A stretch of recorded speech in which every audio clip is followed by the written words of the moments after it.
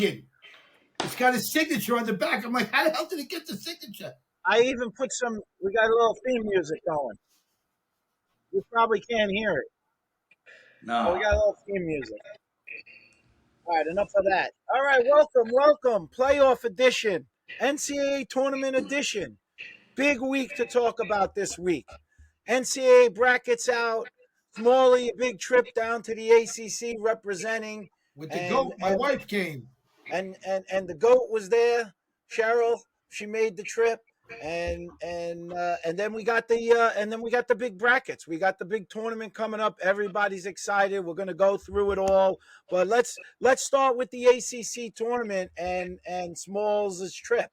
You know, you made it down there for Friday's first round games, right? The semifinal. Yeah, my wife came down. I was very fortunate to have her down. She's always a great organizer of this act, but yeah, we had a great time. We stayed at the Le Meridian, where most of the people were staying, the parents. They don't let the parents stay in the same hotel anymore as the kids. That's the new thing on the trip. So we met a lot of the parents, and it was just fantastic. The first game, what was the first game? Your first game you had there was Notre Dame kind of handled Virginia there. First game was Notre Dame, Virginia, and, I love Virginia. I love the players as well as you guys, but I have to say, this team reminds me of the UConn running basketball. They just are so unbeatable right now when you look at the matchups and the goalie. And to me, if I have to pick the decathlon championship, I'm not. What's the award? Tawaton?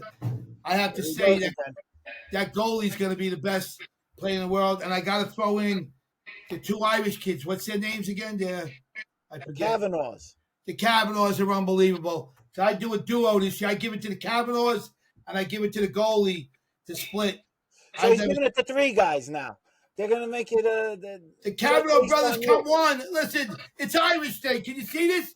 This tie came from Corrigan 3 years ago, and I got it signed by him. See the tie? That's why I'm wearing the tie today. So it's not out to Kevin Notre Dame bandwagon now, Vin. It's not the bandwagon. I'm Irish. I got to go. Listen to me. He's got himself covered with every team in the NCAA. Hey, listen. He's better than Don King. I grew up eating leprechaun sauce, bro. I love these kids, man. Unbelievable. So then I know you were geared up all week. You had been talking about this Syracuse Duke game. You were very excited for it. Turned out to not be as much of a game. Duke, again came out. Oh, Duke came to play. They got a spanking. They got an old-fashioned ass whooping. And maybe sometimes that's good. You got a wake-up call before you slide into the game. No one's untouchable in the game. Like Vin, let me ask you this, Vin.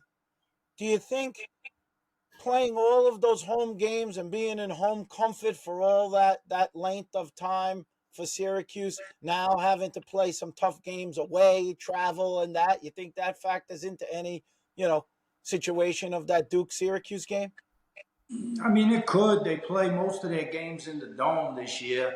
And, they get obviously the comfort level of playing at home at the Dome is definitely an advantage. They don't often lose in the Dome.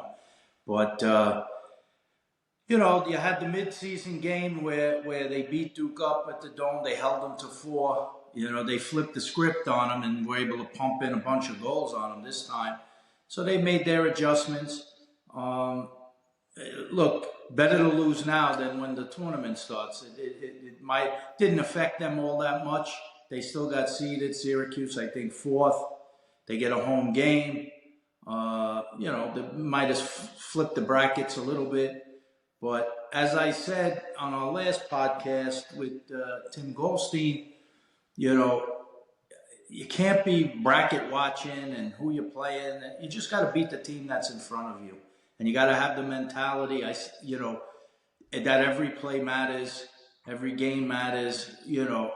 I got a kick out of, look, the ACC tournament, everybody expected, or I think most people expected, that there would be 1-goal games, and it turned out 3 games that weren't even close near the end. The result was made by halftime in those 3 games.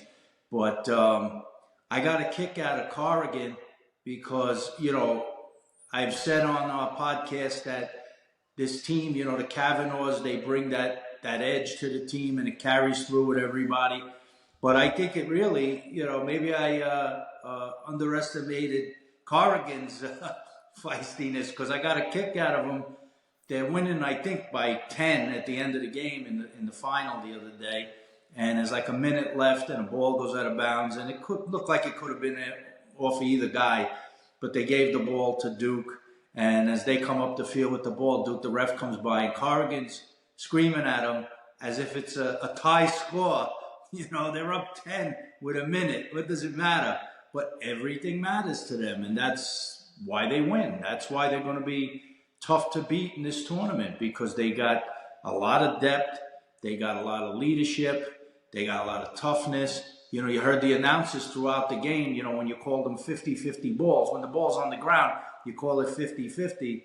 One of the announcers said, I don't know when you're playing Notre Dame, you could call it 50-50 anymore. That ball's on the ground. They're getting it 70-30, 80-20. They come up with them unless it goes out of bounds, I can't believe the amount of guys that come in, these new guys. You're seeing new numbers. You're seeing guys you never saw before. All of a sudden they're in the game and they're all producing. So they're very, very deep. They keep coming at waves of one guy better than the next and Yeah. all tough athletes, not giving an inch. And That's a good point, Stephen. Let me jump in on one thing that you get back. Just very quickly, what I noticed, and Vinny can chime in also, is that I don't know how much this means, but like you guys always talk about clearing the ball. When I say clearing the ball, they're clearing the ball so easily, and very few times a defenseman is actually handling the ball, going over the line and throwing. It's always a midfielder. I don't know how much that means, but it looks like very easily they're doing things. Very easy. Does that make sense? Or? Yeah, it makes sense. I mean, look, the clearing game, if you're having problems in the clearing game, usually it leads to easy goals for the other team the other way. If you're clearing at a high rate without turnovers, you limit the other team's ability to get breaks, and they're good at it. That's what they're doing. That's exactly what they're doing. Say again? That's exactly what they've been doing. Yeah, They're the most it starts with a lot of the saves that Entenmann makes. He catches the ball. So when he's catching the ball and he throws an outlet, sometimes, it's the first pass out and they got it cleared. That helps a lot too. And they actually, turn it into instant offense. But, look, we're giving a lot of props to Notre Dame, how they've handled that tournament, how they handled the whole season, what they look like going into it. That being said, there's no guarantee they're going to run the table here. Yeah, but Vinny, hold on. When Entenmann's playing, a lot of these guys are taking shots. With Entenmann, they're not percentage shots. When they're out and Entenmann can see the ball, Entenmann's saving that shot. You got to figure out a way. If you're going to win a national championship against Notre Dame right now, you got to figure out how to screen him multiple times, and that's going to be hard. Most of these teams don't have that ability, and I just can't see it. I see them being the elite of the elite right now going into it. That's it. They're finished. Kevin Corrigan just threw his coffee mug. The mush just put his blessing on them. It's over. Right. Well, what do you mean? What do you think? As soon as you're picking them, they're going in I'm jeopardy. not picking them. I'm just saying right now they're playing the best ball going into the tournament like UConn did in basketball. That's all I'm saying. Well, anybody can be beat. Yeah. I'll say this. I think teams like Duke, Syracuse, Virginia, and maybe even some others, I don't think they should be completely discouraged. Like, for example, Duke can turn it on. They didn't have the face-off guy. I think the face-off guy, you give him a couple weeks. By the time they get deep into the tournament, he should be available if they're at that game, if they're at that quarterfinal game at Hofstra, or if they're at the Final Four, they can turn it on. They have the weapons. They have the weapons in a one-game scenario to do it. They just have to come up with a little bit of better game plan. You're right. You can't take these one-on-one shots where Enterman just zones in on it, because he does catch them and he doesn't give up rebounds and he creates offense going the other way.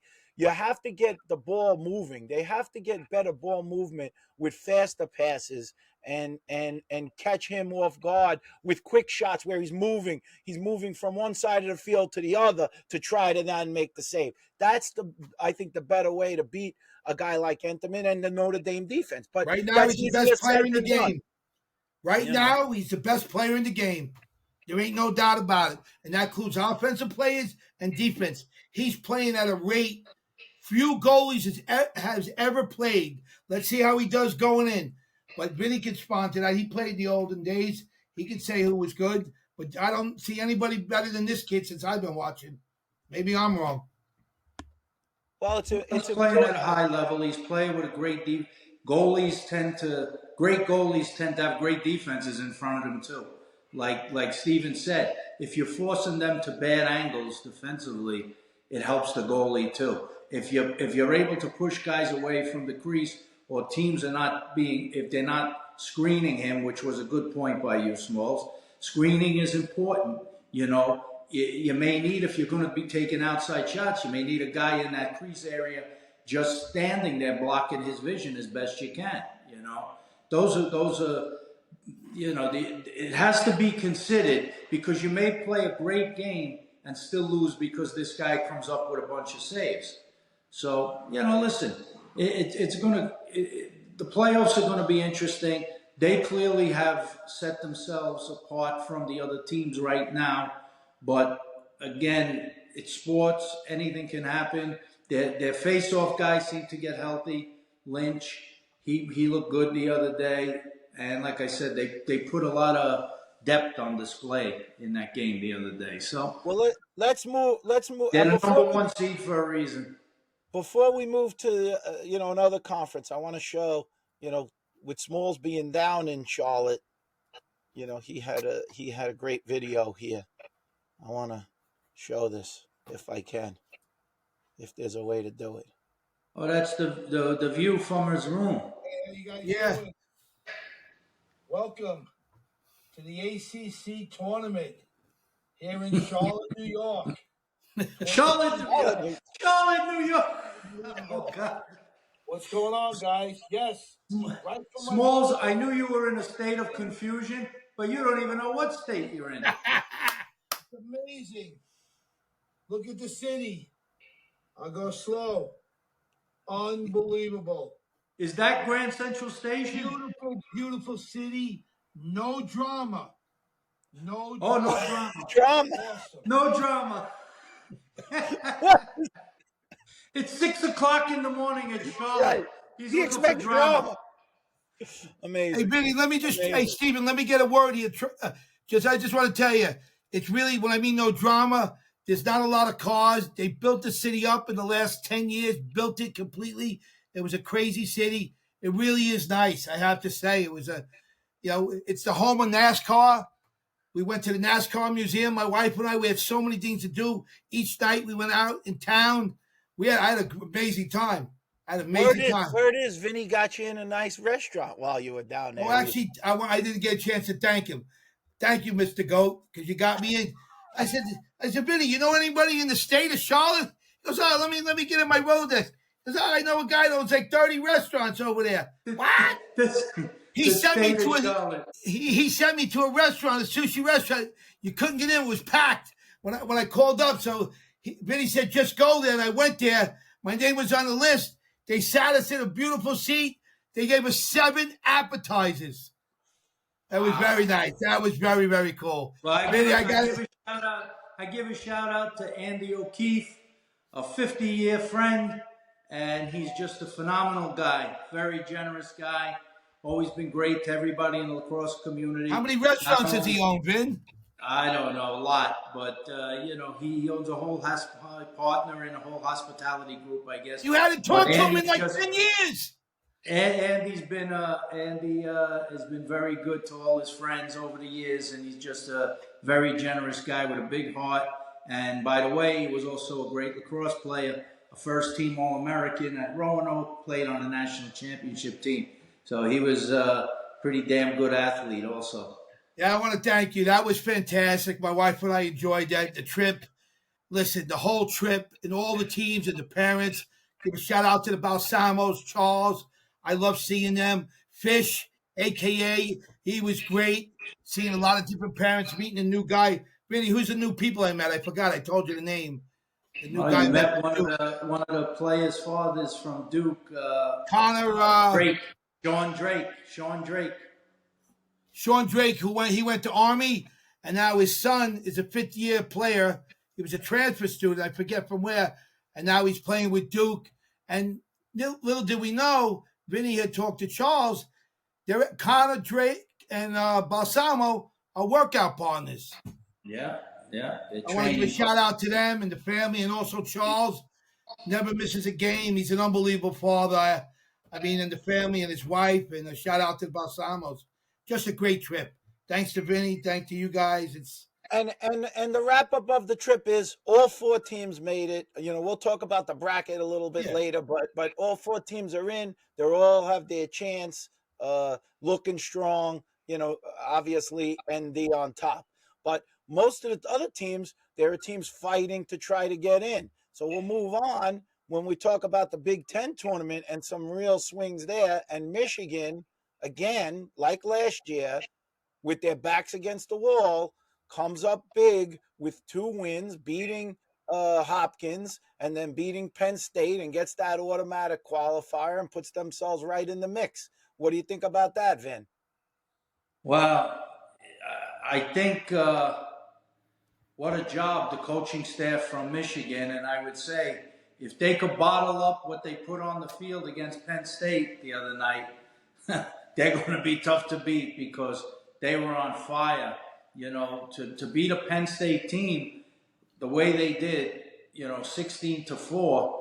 I mean, that I would have never imagined them winning that lopsided type of score, But listen, I think that last year they surprised people. They caught fire at the end and they won the Big Ten, and then they lost in the playoffs relatively quick. I think they probably learned from that, and they made the same. They made the same move this year. They had to win 3 games, and they did. They were able to beat 3 good teams.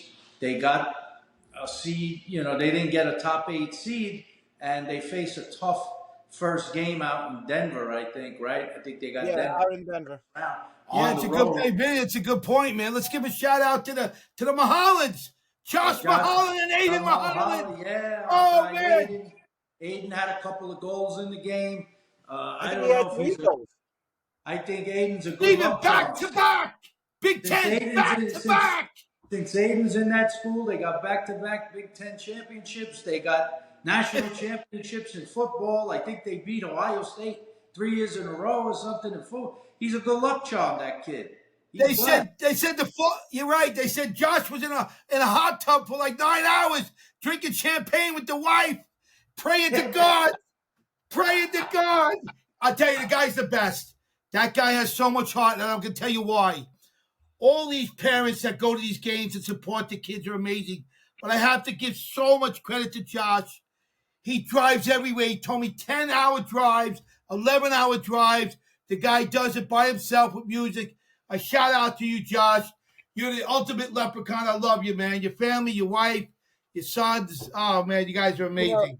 Vin, you think now we're at tournament time, but thinking about Michigan's run there with the 3 very strong wins, in a tournament.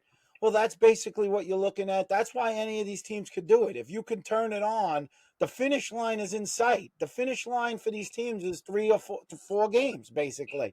It's there. You got to win 4 games. Some teams have tougher opponents, but certainly when you get down to the quarterfinals, you got 3 games to win the national championship. Those are 3 hard games, but they can be, if you get hot at the right time, there's a lot of teams that can do it. Yeah. Listen, the parity in Division I lacrosse this year, and a lot of people were saying 1 through 10, there are 10 teams that could win it. but the cream is rising to the top. And like I said, as defending champs and the display they put on this weekend, clearly Notre Dame is the team to beat. I think everybody would agree to that. But everybody just forget looking at Notre Dame, and if they're down the road for a lot of these teams, but they just got to take one game at a time. Well, let me ask you this about we're in the Big Ten. Is Hopkins losing kind of in Smalley's mentality, what he was saying in the ACC? Hopkins losing. Can they look at this like a benefit? One, as a wake up call, you took a loss. You didn't carry the championship banner, but you still got this. You still got seeded. You still got a home game, and That's you got true, your guys Stephen, but it was a rested, bloodbath. and It your was a guys are rested. bloodbath. So is this maybe potentially a good thing for like a Hopkins? No. I don't ever look at losing as a good thing and wake up calls. I personally don't believe in that kind of stuff.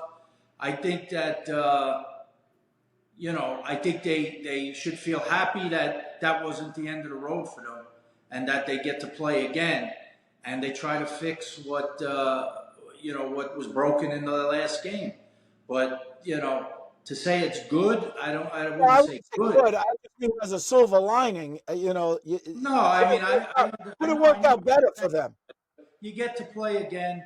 You get in a different opponent. You may see the same opponent down the road. Who knows? But all these teams are going to gear up for whatever's in front of them. And like I said, the depth of talent on a lot of these teams has been at its highest all time. So yeah, anything can happen. It's sports. You get an injury to a key guy. Guy twists his ankle in the first quarter of a game. That's a key guy, and all these things. It's got to fall in line for you. You make your own luck a lot of times, but it does take some luck. The ball bounces the wrong way. It's a game of inches. How many one-goal games did we see this year, where guys, fell in the crease, and when Mikey Leo scored that goal against Maryland, and you're talking about inches that he touches the circle, and they call it no goal. That could have been another win, but there's been 7, 8, 9, 10 games like that. So What about some great matchups? That game coming up that Maryland's got to play. Well, let's keep. We finished the Big Ten. You guys Smalley likes to bounce around. Not people. You have to have a little order. Excuse me, I haven't eaten yet. I'm going for a steak at Peter Luger's at fucking 1:00. Right. Okay. So just as some teams, like Michigan, worked their way in and got that automatic qualifier, there was some heartbreak. So, when you look at the Big East situation, Villanova had a great upset of Denver, and then took the home game into the championship game, and came from way behind to take a lead, and looked like they could pull off the upset, and then Georgetown took them to overtime and got the game winner. And then obviously there was a little bit of controversy with the officiating in that last play, where Georgetown takes a shot in overtime. There's 19 seconds to go on the shot clock. They gave them a reset. It was a tricky play. You could hardly see it. The goalie looked like he was reaching for it. It actually hit off a defenseman. They gave them the reset. This came off of a timeout. Georgetown came out of the timeout and scored quickly, as there was still all of the kind of arguing and that. And that's a tough break for Nova. They had their chances. My only thing with that is I really didn't understand why that wasn't something that could be reviewed, and you see it all year. They're reviewing crease calls. They're reviewing even shot clock things, but yet that wasn't reviewed. Whether they have the capabilities to do it, I don't know how it works. Are you mandatory to have certain equipment? Maybe a time frame, maybe the last 2 minutes of the game, or last 2 minutes of each quarter, you can do it. There is the rule book. I'm still waiting for my dear friend. No, give me the rule book. It was actually overtime, but I think, Steven, there was less time than that. I think when the shot that hit the defenseman's stick and went out of bounds, by the time that ball got out of bounds, had they not reset it, there probably would have been about 9 or 10 seconds on the No, shot. no, no. It was more. I Yeah, looked at it. It was more. It was 19. Because 19. people were arguing. They said, well, the guy scored, he scored in 14 seconds, so it wouldn't have mattered. But that's hard to say. I mean, defensively, you're coming out of that timeout defensively. You're coming out with a different philosophy if there's 19 on the clock compared to if there's 60. I Well, think. yeah, but they didn't get the stop. But again, game of inches. I watched that game, and when they came back and they took a 2-goal lead and they were up 10-8, and a kid took a behind the back shot on Nova that rang off the pipe, not the crossbar. It went off. The goalie had no chance of stopping it, and it went off the pipe. And my opinion, they would have scored that goal and went up 3. They probably win that game. Georgetown was had been stymied offensively in the whole second half. To make up 3 goals, they made up 2 and they got it to overtime. But I think if Nova would have got to 3 with a face-off, which they started to win a few face-offs towards the end of the game, I think it would have been their game. They put up a great effort. They were at home. They beat a tough Denver team. To beat Denver and Georgetown back-to-back like that would have been a great accomplishment. It would have been great for them to get to the tournament. But they fell a little bit short. That's how it goes. That's why it's a game of inches. And that would have jumbled things up certainly. Oh, With the forget committee, it. that would have caused chaos. It would have thrown a lot of craziness into the selections. Hey, guys, hold on a second. Hey, you there? We're listening. Oh, I got Brett Brown on the line. We're on the podcast. Brett, say hello to the two guys in crime. This guy's got guys calling in. We're gonna work out the call feature where they could actually. All right, I'm gonna have to jump off. Hey, Brett, one quick thing. Who's gonna win? Yeah, you got to do it quick. 6 seconds. I got 5, 4. Who's gonna win it all in lacrosse this year? Notre Dame. All right, I'll see you later. Sorry, guys, I had to pick up. That's Brett Brown. He's part of our posse. But go ahead. He is our posse. Brett Brown picks Notre Dame. And he picks Notre Dame. Notre Dame.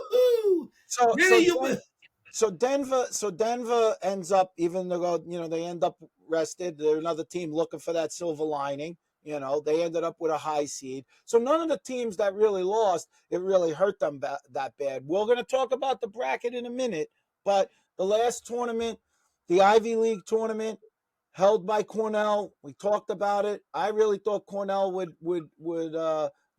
get that thing done up there at home. It didn't work out for them against Penn. And they got robbed. Cornell got robbed. Costly. It was very costly, obviously. They lose to Penn. Princeton puts up an outstanding effort, taking out Yale, and then Penn actually looked like a different team from Cornell to Princeton. Princeton just looked really strong. They sort of manhandled them all over the field, I think. Who they play, Maryland? Princeton got hot at the right time. They really played 2 very good games, maybe 2 of their best games of the year. They're going to be a tough, that Maryland-Princeton game is going to be a tough game. Who would you pick in that game, Vinny? What's Princeton that? or Maryland? Well, we'll get to the picks. We're going to get our picks. We're going to get our brackets. He's always ahead of the game. Why don't you're going to draw up an agenda, Smalls? All right, keep it going, guys. I got game, brother. Let's go. Keep it moving here. Keep it moving. Go ahead. What do you want to talk about? Well, let's talk about some of the teams we haven't spoke about that are down a little bit. Georgetown, sneaking in there, getting in there. Could they get a little twinkle, win another game, and get to the quarters? Well, look. Georgetown gets to the quarters. Although it was early, Georgetown's the only team to beat Notre Dame. That's what I'm saying. That tells you something about their team. They're a tough defensive team. They're going to be tough.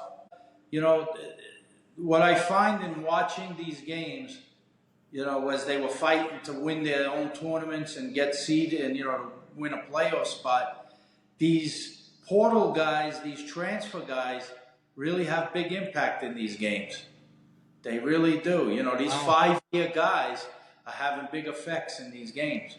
So, that's something to look for. I thought that that when you look at it, I mean, even that Georgetown game, the kid from Princeton, Vidaro, they were right about that. I mean, Princeton last year had a strong team. Those Princeton transfers that went out into the world to other teams, they've all, for the most part, almost every one of them has been very impactful. But it's not only them; it's these other 5-year guys that are going on. Zawada at Duke, and different guys. So we may not ever see it as strong as it is right now because those COVID year guys and all of that. That's why you got to hand it to the Ivy League. They don't have these 5-year transfer in portal guys. They're doing it with what they have, who got into the school, and they're basically doing it with 4-year players. You might say that as Ivy League schools, you might say as Ivy League schools. Go ahead, Smalls. You go. No, I'm sorry. I just was cheering. I said the bracket went up. That's all. Go ahead. You can finish. Go ahead. You got the bracket up here. The Ivy League guys, maybe in the Ivy Leagues, you do have maybe more kids that go to prep school before they go to college too. So they might say, they don't have the portal guys, but they do maybe have some guys that are a little older age-wise too, because of prep school kids. So who knows? Who knows? I mean, unless you're going to look at every roster and look at kids' ages and their path to where they are right now, you don't know. But all I can tell you is if you get a guy that comes from another school and he's 24, 25 years old, even some guys are as old as 25, that, you definitely get an advantage. When you look at the bracket, it's pretty clear they went by pretty much the RPI, like Goldstein had said, for the most part. That's what it looks like. I mean, after this bracket, Penn and Cornell are the first teams out, pretty much. Penn and Cornell. Yeah, I mean, the only thing I don't know. I know Smalley's he's not big on the PSI or the RPI or whatever he calls it. PSI. I want, look, it's a system, right? But I think about it this way, Smalls. We went to the U.S. Open, didn't we? Guys are hitting 140 mile an hour rocket serves that are clipping a line or missing a line by what they're saying, an eighth of a millimeter, and they came up with the cameras and the shot spot. Somebody said, okay, the cameras, there's the ball going like a rocket. And they said, oh, was it in or out? They put it on the screen, a little animation. The ball goes, eighth of a millimeter. And everybody sits there like Sebastian, Maniscalco. Okay, all right, it looks good. Like, I look at the RPI as the same thing. Like, who says, what is this formula? What math geek made this formula that we're all just buying into? Like, that's the way it's got to be. Like, how do we know the points that they're on this RPI? That's why you got to have a couple teams as subjective, where people think 2 or 3 teams or whatever that they decide that we're right there and as good as you got to have something like that. I'm saying but they've clearly brought in where they're looking at these computer numbers and they're just like, okay, 1, 2, 3, 7, 8, 9, boom, and that's it. Yeah. How do we know? But Stephen, it's a mathematical formula. If the mathematical formula is applied across even the way it's supposed to be, it's a starting point for how they do this. I mean, it's the starting end. That's not the issue is not so much how they pick the teams based on RPI. The issue is more whether or not they should have more teams in the tournament because it's the automatic qualifier. You're fighting over whether Cornell could be in. Cornell can beat probably 6 of those automatic qualifiers on any day. But that's a different argument. I understand it's a different argument. But there's no argument to be made if there's a mathematical formula. Wins over top 5 teams, wins over 6 to 10, top 20 wins. They're applying that to every team evenly. So the RPI, I mean, if that's the formula, you could say you don't like it and you want to do more of an eye test or you want to go, they do head to head. You know, Well, there's I'm some going to give things you that another. go I'm going to into give it. you another argument. You sit there and they say, "Oh, we got to grow the game," and that's the reason for the automatic qualifier is supposed to be to grow the game. Well, the RPI does the reverse, because if you think about the RPI, these teams, when Notre Dame is playing Duke and playing Virginia, those are just high point games. It doesn't hurt you. It only helps them. They stay at the top, and that's it. What incentive do they have to But play any of Stephen, the? Stephen, they stay at the top because they're playing each other, and they are the top teams I know, based and on that them I based well, on them beating all those other teams from those other conferences. but that's Now, not growing. That's not growing the game. Then get rid of the automatic qualifier, because then it means nothing. Because then it's just a waste of time. Then just put the best 17 teams in, Now no you matter guys are what. talking politics here. Well, it's the way they talk about growing the game. The idea of the growth of the AQ was supposed to be that you're giving people a shot that if they have a dream, one of them gets in the NCAA, all of a sudden kids that are on the margin, they go there, the teams get stronger, it starts to equal out. But that's not really what makes it.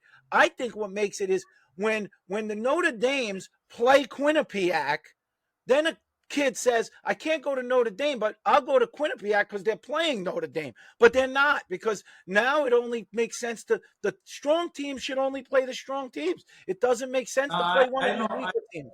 I don't necessarily agree with that. I think that the gap between those AQ teams has closed. I think, from those conferences. I think some of those conferences have come up, and I think some of those teams that are at the top of those conferences have gotten better. They have, because there's just not enough room on these in these schools for all these great players. So they're filtering down. You might be, if you're a 5-star or a 4-star, you're going to the teams that are historically, top teams year after year, and on top of it, strong academically. If you're going to go to those next level schools, it doesn't mean you might not be or develop into a 4 or 5-star player or be better than a 4 or 5-star player. It's That's why the gradual. idea. The It takes. rules, I don't agree, Vin, because I think the way this is getting set up, I see the only things I'm seeing is the strong get stronger and the weak get weaker. Because when you add in the transfer portal and no penalties there, so what? The kid, yeah, he's the sleeper. He went to Quinnipiac. Oh my God, he scored 60 goals. By the way, he's leaving.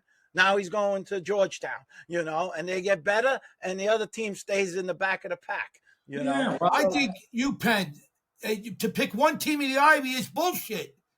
That's absolutely disgusting. And I do favor because I have friends that are on the other teams here. I think both of those teams should have been in it. yeah, UPenn and well, Cornell well, what should I'm be in saying the is tournament.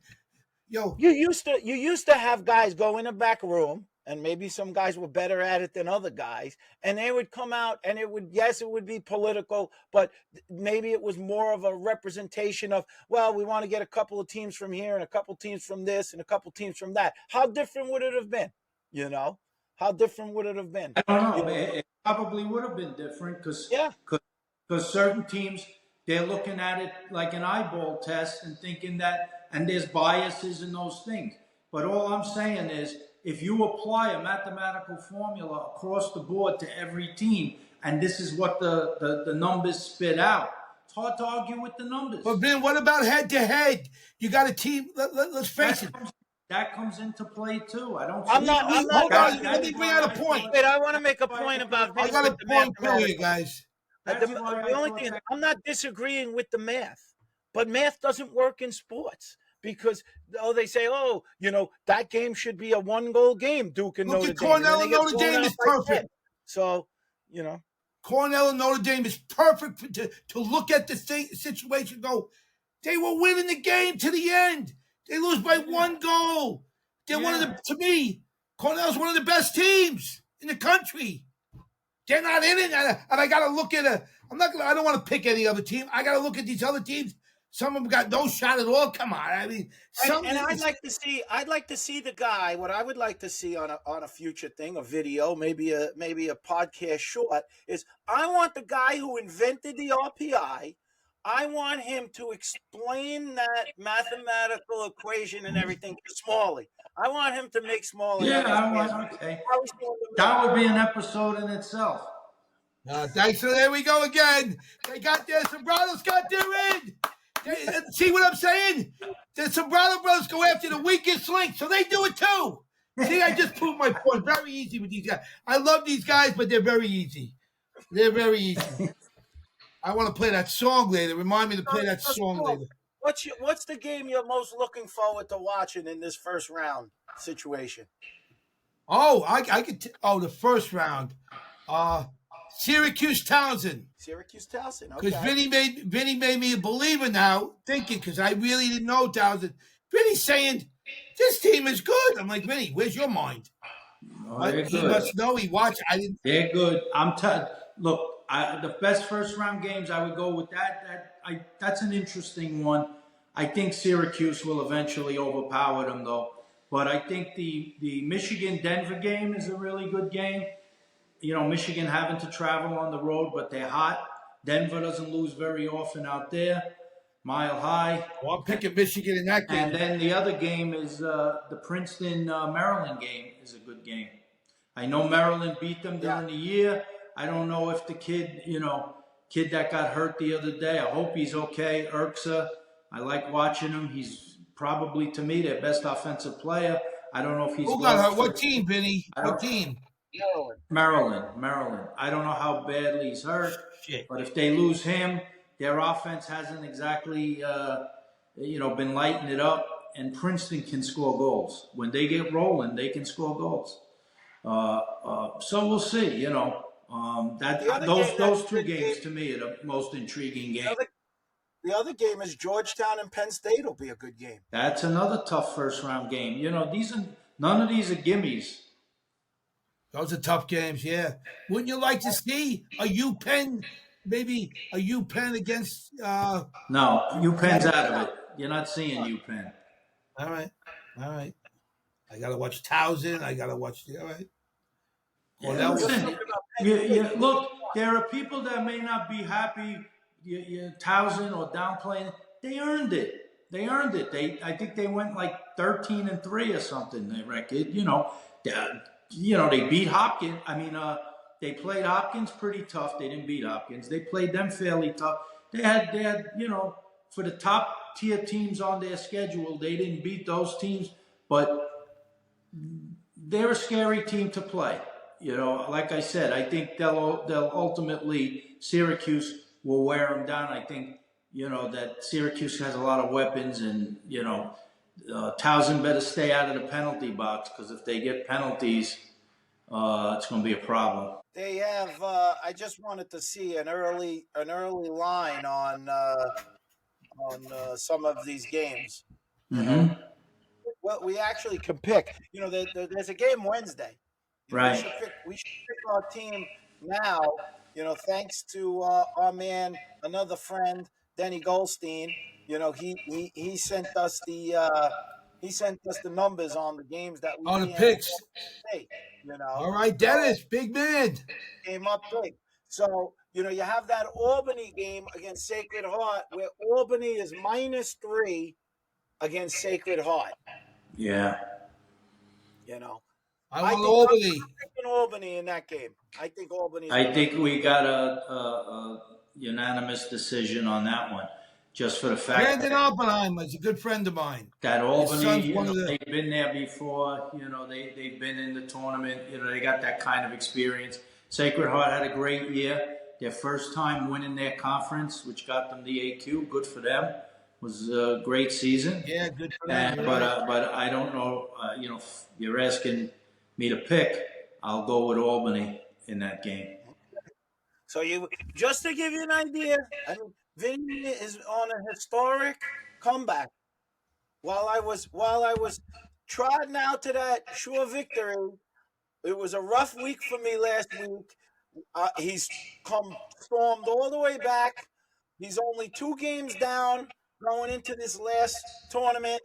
I'm 81-75. He's 79-77, 2 games back. And Yeah, but Smalley, he's looking at all your. I have to say, he cheated a little bit because he looked at your picks. We gotta ask. We gotta get a lie detector. Vinny, come clean right now. it doesn't matter. Hold on. Let me get the floor. Vinny, come clean. Did you sneak peek on some of Steven's picks a little bit? Because I do look a little bit. Once in a while, I look at Stevens because I try to go opposite the game. And meanwhile, it didn't work. Well, it worked this week. See, so here's what we got. Here's what we got is that this question and admission. He cheats by looking at your picks or mine, right? Right. He's questioning what I'm doing when somehow I won most of my games and you lost most of your games. So why would I be looking at his? He lost. Oh, most we of here. So hold on. This is why I brought the lie detector test, Stephen. We're gonna take the test. I don't look at yours or his picks. I make my own because if I'm down in trying to catch Vinny, that's not the question. Excuse me. you're not see as usual. You don't understand things. What There we I'm go, telling Stephen. you is, Come on. If I'm down, you're gonna keep talking or you're gonna let me talk. Go ahead. We're arguing here. Come on. Stop talking so I can talk for a second. Keep going.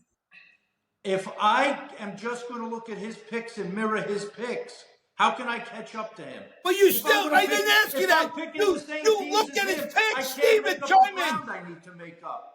If I pick opposite Stephen, him, chime in, Stephen. All I'm saying, well, I think what Smalley's trying to say is he's saying if you have my pick, if I am the one who picks first, then you do have an option to try to figure out where you could pick up ground and not ground. which is what he does. Which is what he just. Why is he? Why does. is he? He's attacking the weak link. He's doing it again. This is what you just said. I'm just repeating what you said. All right. We'll get the lie detector test next week, and we'll put it on. Every accusation is an admission on his part. Here we go, boys. Here we go. Final four, baby. And then he put it on me. Now, you're a projectionist. The last thing I want to talk about for this week is we all know that I'm looking at the bracket now. It likely Duke victory. We think as the number 2 seed. Princeton, Maryland, we don't know. So it could be Duke versus Princeton or Maryland, right? At Hofstra quarterfinal. And then also, most likely, Notre Dame against Georgetown or Penn State. Big quarterfinal games. Everybody's wondering what kind of resumes do they need to make it into the box? I mean, this is a hot. Holy Smalley's phones rang once that tournament bracket came out. Forget about it. Phone is off the hook. What do you have to do? I got a call from Ncaa. Robin Ncaa, who still wants to get in the Hall of Fame. This is unbelievable. So what kind of crowd can we expect? Complete sellout. Be the biggest crowd they ever had in history. It's going to be making on the thing here. It's going to be a tough ticket, and it's a tougher ticket in the box. What's going on with the box? You got to bring your resume, as Vinny said it. Bring your resume. Bring your resume. Oh, man, it's going to be good. Hofstra better be prepared because man, be a big crowd if those teams. Who's going to sneak up in the box? Vinny's 2 good friends, 3 good friends. Vinny has. Vinny's 3 best friends that are going to sneak in. Name them. You know one of them. There's no sneaking. Vinny, who's the one guy? Come on, that called you on the phone. I'm not divulging anything yet. Oh, his good friend Casper's coming. He called me. I got to invite him. I got to invite the other guy from Hempstead. Who's the guy from Hempstead? Well, Vinny said even stop talking names. The guy's invited. He's got 37 seats in the box. He's invited 375 people to be in the box, Wally. Oh my God! I got Jeff Goldberg. These 3. Come on, Goldie, 3 tickets. Oh man! Holy crap! It is a tough time. We're getting right down to the end of the wire. Nah, it's going to be a lot of fun, man. Hey, listen, 5 decades later, Vincenzo's still picking them. Still relevant in the game. Coaches, players, getting people in boxes. This guy's too much. What do you think about this character? What do you think, Steven? He's got to get a haircut. Look at his hair. Come on. The hair's spectacular. Look at it. That is wind tunnel tested right there. Oh, Come on. God. But obviously this is the best time of the year for any lacrosse fan. You're getting some great games, and it only gets better as you get closer to the end. The pressure will be there. The cream will rise to the top. Notre Dame's got a target on their back. Everybody's coming for them. I would, every team, whether it's Albany or Sacred Heart, they're going to be coming for them, in that next game. So they got a road. They got to know they got to win 4 hard games. They have the grit to do it. They look like they can do it, but anything can happen in sports. We've watched it over and over and over happen. Teams that you thought, but then we've seen it the other way. Like Smalls mentioned, UConn. UConn looks short. Like a sure thing, and they went through everybody and rolled. So is Notre Dame going to take the UConn path and just roll right through, or are they going to have a hiccup and a problem along the way, and is somebody else going to emerge as Michigan did in their conference tournament, or somebody going to just get hot and take over? That's what we're looking at. Michigan wins it all. Forget it. That'd be. But I've never seen a team that low come up. It's usually the top 5 in lacrosse. Like lacrosse, you don't see these dream teams. Like it's hard. That's true.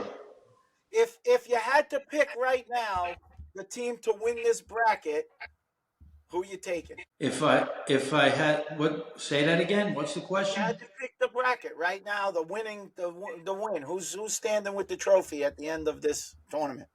Oh, I think Notre Dame. What do you think, Rob? Oh God, I'm gonna say. To win the whole thing or just the bracket? Yeah, to win the whole thing. Well, that's the bracket. Is the whole thing. What do you mean? Well, like I said, it's gonna be one of the top.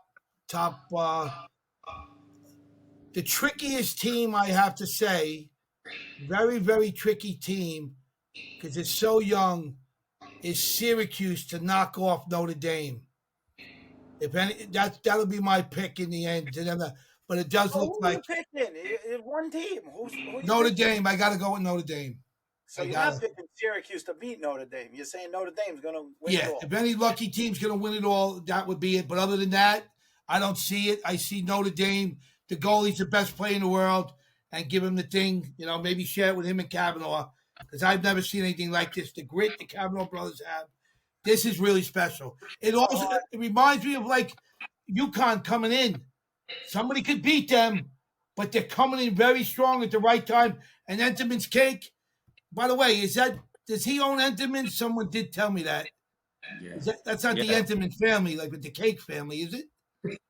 I don't know. Oh, somebody told me that. That's the cake. Well, it's right down the block. It is right down the block.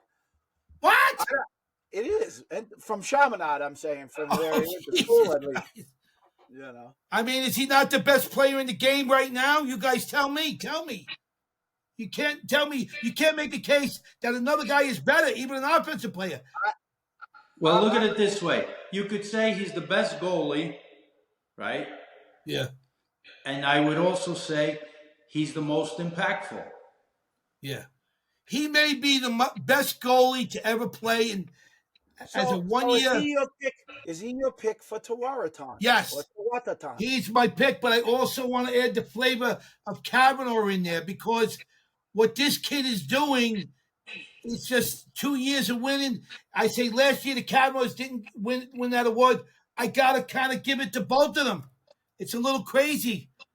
This kid's going to win 2 in a row, Kavanaugh, if he wins. He's got the most grit in the game.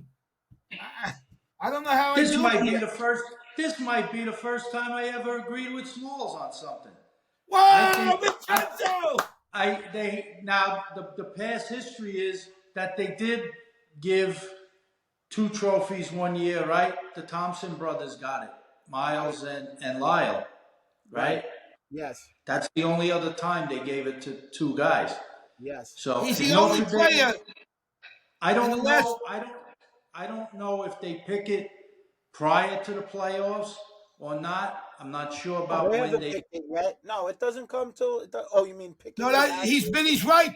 They hand out the trophy at the end of the last game. He's right. They pick it before. No, they don't decide give the Tawaraton. They don't give the Tawaraton at. Yeah, they They don't give give it the the Tawaraton next at the week. game. I just don't know when the voting is done. Is what I'm saying. So, do they wait till after the playoffs? Do they wait till the national championship to pick it? Do they pick it before the playoffs? I don't know. But if they It's been pick 30 it after, years. all I'm Yeah. saying is if they pick it on after the game, after the playoffs, and Notre Dame has won it, I think it would be a good thing maybe to give it to both Pat Cavanaugh and Enterman. If Vinny agreed with the kid. The kid is coming, baby. I'll tell you. Let me just play, Vinny. Can I, before we go any further, I wanted to give a shout out to you guys because something really good. I got a nice call for Duke University from Michaela Ryan, John Shire, the head coach. They gave me my big order this year, so I'm very excited. But let me play something for Vinny, and here's how it's going to go. And like I said, I want to give a shout out to the Kavanaugh family, the brothers, the whole thing, the coach, because this is where I want to be. If they win, I'm going to be on the field, and here it is, Vinny. Hold on. Tell me what this is, Vin. Hold on. We're going to win it! the Irish We're gonna fight win song. it! Go Irish, Fight baby! song. Come on, baby! 2 years in a row! King, Don King. Tilt your head back. You're showing your ball spot. Can you hear it? Oh, back up, We hear please. it. Can you hear it? Yes, we heard it. All right. All right, Smalls. Well, that's us signing off. We'll be back next week. I think we're going to have guests. Frank Dashman might be coming on next week. Give our shout outs. Right? Tash has got a lot of news for us. I love Tash, man. Let's give our shout out. Who's your lucky shout out for today? I'm going to go with a girl. I'm going to go with Jenny Levy from North Carolina. She's going to be back next year, bigger than ever. I love that family. Here we go, baby. Big year. We got 1 week to go before the big dance, guys. I'm really happy, man. Who's your shout out, Steven? My shout out is Denny Goldstein. Thanks for the hookup on the DraftKings. They outlawed us from seeing those New York games, but because of Denny, we have the lines and we'll be able to pick those lines. All right, we got our resources. I'm giving a shout out to the Chaminade varsity team. They got a big game with St. Anthony's today. They lost a tough one to them last time. They were tied at half, and then St. Anthony's took them apart in the second half. Hopefully they can get it together today and see if they can win that game. They play a rubber match game for the championship. If St. Anthony's wins today, that's it. They're the champs. So I give the shout out to my Flyers, and hopefully they can put a good game together and tie it with in wins with St. Anthony's. That's a good point. Give a shout out to the O'Connell kid. That kid's going to do good, man. Hey, Vinny, one last thing before we wrap this up. The Kavanaugh kid that's in the pros, I should know his name. What's that kid's name that I liked? He was Matt. What? Matt. I'm sorry. Matt. M-A-T-T. Matt. Oh, okay. M-A. Let me ask you a question. Does anybody have reach with him? Can we reach him another time? I want to get him on before we go into the whole thing. Okay, we'll get him on. Does anybody know how we can get his number? Yes. Yes. What do you say? Why are you saying yes? Who? Why you got to know who? You asked the question, I gave you an answer. What are you, an owl? Who? He's like an owl. What's your finest moment? All right, guys. I want to get Matt on. I want a couple questions for that kid. I want to get him on. I like that kid. So let's see what we can do. All right. We got our picks for Wednesday. Look for the picks later in the week. We got all the other games. The other 8 games we'll be able to put lines out for and get the picks, and we'll see if Vinny's able to overtake me. and it'll be another great week. Enjoy, guys. Enjoy. I love it, baby. I love you guys. Thank you, man. Thank you for bringing me All back right. after Signing 30 years, off. man. All right. to you See you later, later. guys. Bye-bye.